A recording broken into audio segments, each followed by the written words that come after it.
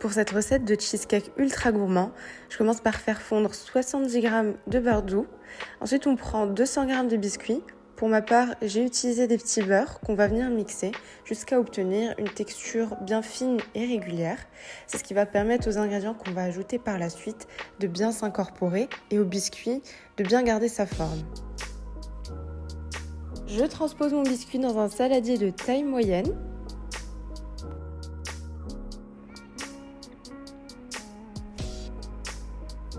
Et je vais ajouter 2 cuillères à soupe de sucre. On fait bien attention de ne pas laisser la moitié dans le récipient. Je mélange un peu, mais c'est absolument pas nécessaire à ce stade. Et puis je vais venir ajouter le beurre qu'on a fait fondre en début de vidéo. Une fois tous les ingrédients ajoutés, on mélange le tout jusqu'à obtenir un beau biscuit qui soit bien imprégné de beurre et de sucre. Et par contre, s'il vous plaît, évitez de faire comme moi. Je vais venir ajouter dans un moule de 22 cm de diamètre un petit filet d'huile de tournesol pour faciliter le démoulage, mais vous pouvez utiliser la matière grasse de votre choix. Petit test pour savoir si votre biscuit a la bonne texture. Test validé, on transpose le biscuit dans le moule.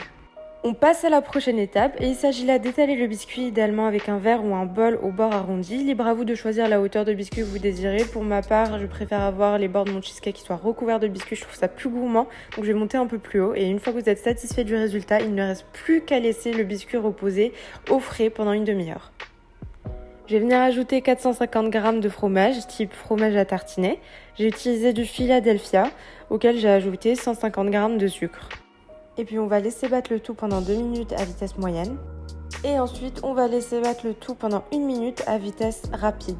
L'idée ici est vraiment d'obtenir une crème qui soit vraiment très onctueuse et bien lisse, sans grumeaux de fromage et sans petits grains de sucre. Dans un bol, on va venir casser 3 œufs qui étaient à température ambiante. Et ensuite, on va revenir s'occuper de notre crème en y ajoutant 120 g de crème fraîche. Il faut savoir que la crème fraîche va permettre d'ajouter à notre préparation une petite touche très subtile d'acidité. Battez le tout pendant 3 bonnes minutes à vitesse moyenne. Et ensuite, on va venir ajouter un par un nos 3 œufs.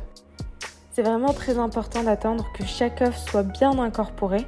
Et vous devriez vous retrouver à la fin avec une préparation très souple et super lisse. Pour ajouter encore un peu plus de gourmandise parce qu'il n'y en a jamais assez, je vais venir ajouter 2 cuillères à café d'arôme de vanille. Une fois que la vanille a bien été mélangée au reste, vous allez venir saupoudrer 2 cuillères à soupe de farine.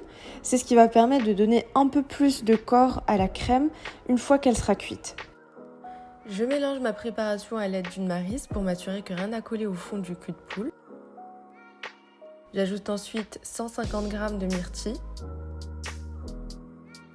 Et je mélange de nouveau ma préparation pour les incorporer.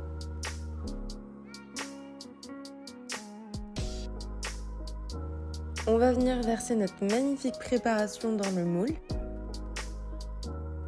Puis l'enfourner à 160 degrés pendant 1h15.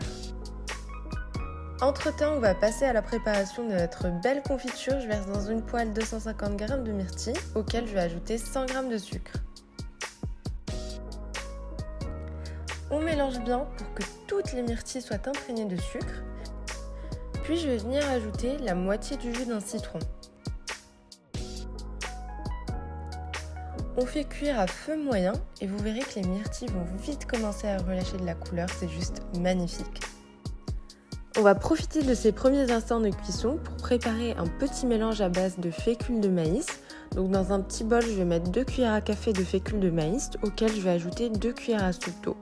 Puis on mélange bien jusqu'à obtenir quelque chose d'homogène.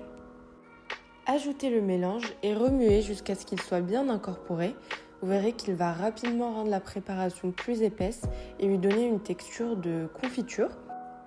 Donc c'est vraiment important de remuer en continu, sinon votre mélange risque de coller à la poêle, je vous aurais prévenu. Une fois que vous serez satisfait de la texture, moi personnellement j'aime bien quand la texture est assez épaisse, il ne vous restera plus qu'à ôter la poêle du feu et laisser bien refroidir une bonne dizaine de minutes. De même pour le cheesecake, après les 1h15 de cuisson, laissez-le refroidir pendant environ 20 minutes et enfin ajoutez-y par la suite la confiture et régalez-vous.